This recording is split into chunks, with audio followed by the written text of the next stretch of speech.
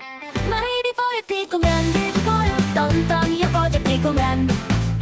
Biar semua ceria, subscribe di sekarang juga.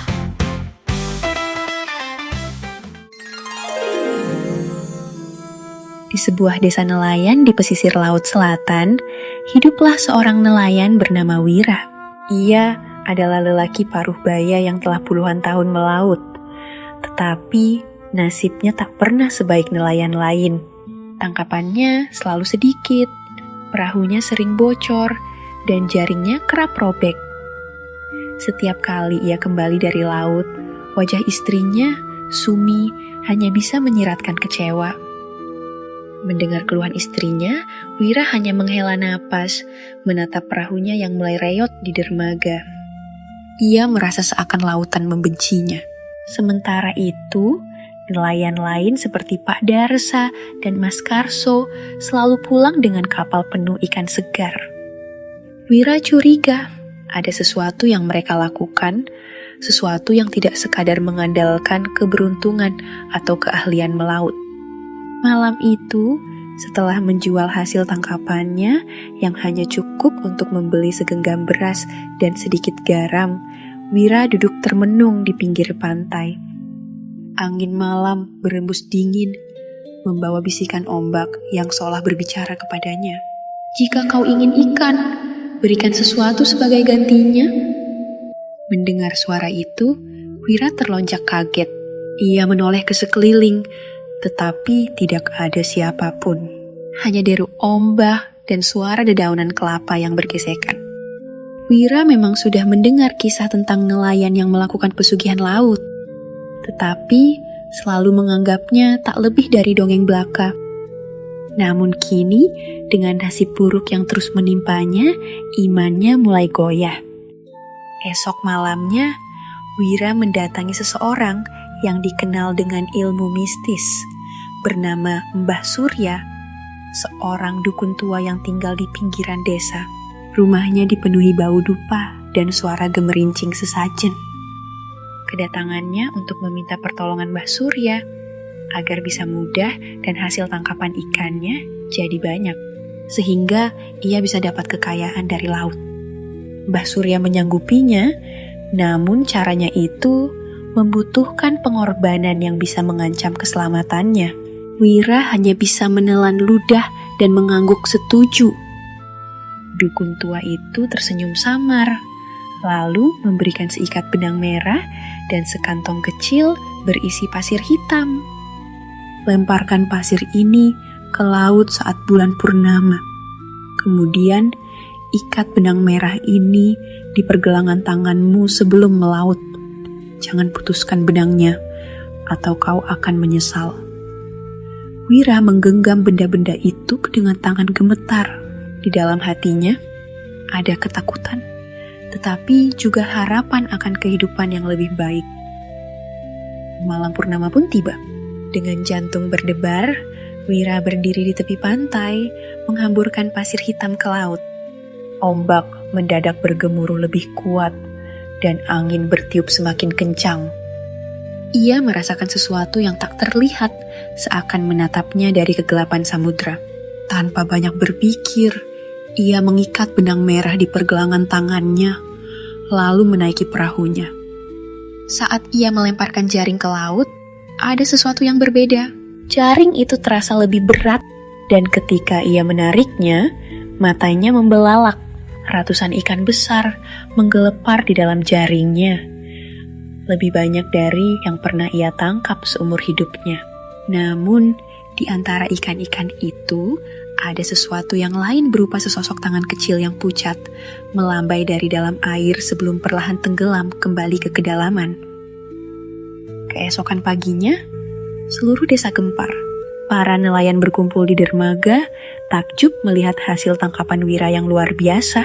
Ikan-ikan besar berkilauan di bawah sinar matahari, lebih segar dan lebih banyak dari yang pernah mereka lihat. Pak Darsa dengan matanya penuh keheranan bertanya, bagaimana Wira bisa menangkap sebanyak itu? Dengan tersenyum samar, Wira mengaku bahwa keberuntungan sedang berpihak padanya. Namun, Di dalam hatinya, ia tahu ini bukan sekadar keberuntungan. Ia masih teringat akan tangan pucat yang melambai dari air semalam. Tapi ia mengabaikan perasaan aneh itu, terlalu sibuk menghitung uang dari hasil jualan ikannya. Hari-hari berlalu, dan Wira semakin kaya. Rumahnya yang dulu reot kini direnovasi, istrinya mulai mengenakan kain sutra mahal, dan anak-anaknya tak lagi kelaparan. Setiap kali ia melaut, hasil tangkapannya selalu luar biasa. Namun, ada satu hal yang mulai mengusiknya. Benang merah yang diikatkan Mbah Surya di pergelangan tangannya tidak bisa dilepasnya. Setiap kali mencoba, benang itu terasa menyatu dengan kulitnya, seakan menjadi bagian dari tubuhnya. Suatu malam, Wira terbangun mendengar suara gemuruh ombak yang tak biasa. Ia melangkah keluar rumah dan melihat sesuatu di pantai. Sesosok perempuan berdiri di tepi air, mengenakan kain putih yang basah menempel di tubuhnya. Rambut panjangnya menutupi wajahnya, tetapi Wira bisa merasakan tatapan tajam menusuknya. "Wira, kau telah mengambil bagian dari laut." Suara itu berdesir seperti angin, tetapi menggema di dalam kepalanya. Wira mundur selangkah, lalu bertanya, siapa ia sebenarnya? Perempuan itu tidak menjawab. Ia hanya mengangkat tangannya, dan Wira melihat sesuatu yang membuatnya hampir pingsan. Tangan itu sama persis dengan yang ia lihat melambai dari dalam air malam itu. Dalam ketakutan, Wira berlari kembali ke rumah, mengunci pintu dan menutup telinganya. Namun, suara gemuruh laut terus berbisik di kepalanya, bayar harga yang seharusnya. Sejak malam itu, Wira tak lagi bisa tidur dengan tenang. Setiap kali ia memejamkan mata, ia mendengar suara bisikan dari laut, seolah-olah ada sesuatu yang memanggilnya. Ikan-ikan yang ia tangkap pun mulai berbau amis, meski baru diangkat dari air. Bahkan ada beberapa ikan yang saat dibelah perutnya, di dalamnya ditemukan gumpalan rambut panjang dan hitam. Sumi, istrinya, mulai merasa ada sesuatu yang tidak beres, sebab ia merasa ada yang aneh dengan ikan-ikan hasil tangkapan suaminya. Selain itu, di rumahnya juga terasa makin dingin, seperti selalu ditiup angin laut. Wira mencoba mengabaikannya dan menenangkan istrinya agar tidak berpikir hal-hal aneh. Sebab yang penting baginya, sekarang mereka sudah berkecukupan. Namun, keanehan itu semakin menjadi-jadi. Malam berikutnya, Wira kembali mendengar suara dari luar rumah. Kali ini, bukan hanya suara ombak, tetapi suara seseorang yang menangis pelan. Ia mengintip dari celah jendela. Di bawah sinar rembulan, sosok perempuan yang sama berdiri di tepi pantai. Tapi kali ini, ada sesuatu yang membuat Wira nyaris menjerit. Perempuan itu melayang sedikit di atas pasir, kakinya tak menyentuh tanah. Tiba-tiba, perempuan itu berbalik. Rambut panjangnya tersibak tertiup angin, memperlihatkan wajahnya. Wira membeku. Wajah perempuan itu hancur, seperti tubuh yang sudah lama tenggelam di laut. Matanya kosong, tetapi mulutnya bergerak, berbisik dalam suara parau. Laut selalu mengambil kembali yang menjadi miliknya. Seketika, pintu rumah Wira berderak terbuka sendiri. Angin laut berhembus kencang ke dalam, membawa bau amis yang menusuk.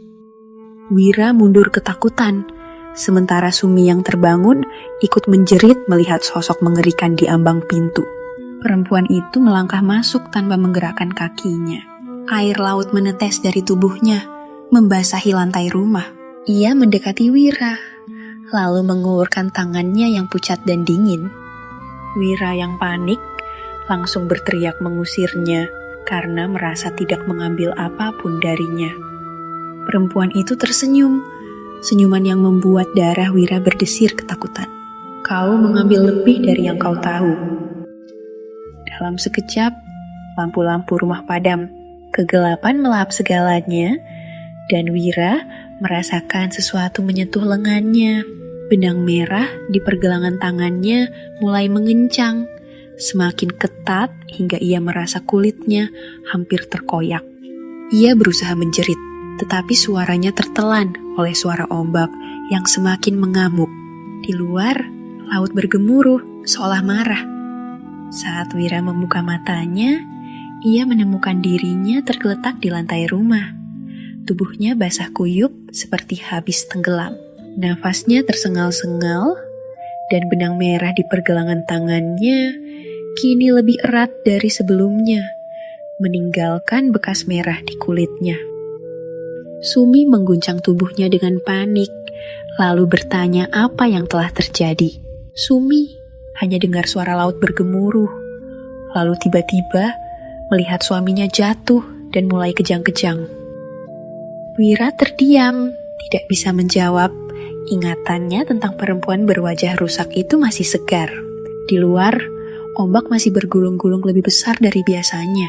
Angin kencang bertiup dari laut, membuat pepohonan kelapa melambai liar.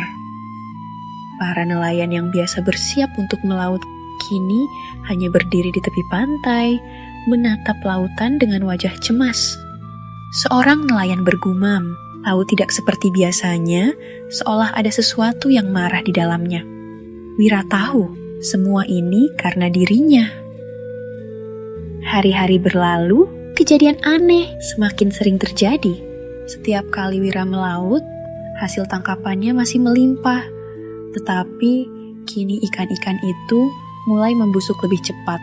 Pada suatu malam, ia kembali melaut sendirian. Ombak tenang, tetapi langit terlalu gelap. Seolah-olah bulan enggan bersinar malam itu. Saat ia melemparkan jaring, ada sesuatu yang berat tersangkut di dalamnya. Dengan susah payah, ia menarik jaring itu, berharap mendapatkan ikan besar. Namun, saat jaring terangkat ke permukaan, tubuhnya membeku. Sebab, di dalam jaring bukan hanya ikan, tetapi juga potongan tubuh manusia. Sebuah tangan pucat mencuat dari sela-sela ikan yang menggelepar.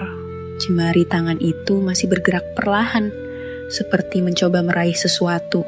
Dengan panik, Wira melepaskan jaringnya. Tetapi suara bisikan mulai terdengar di sekelilingnya. "Kau mengambil yang bukan milikmu, bayarannya sudah dekat."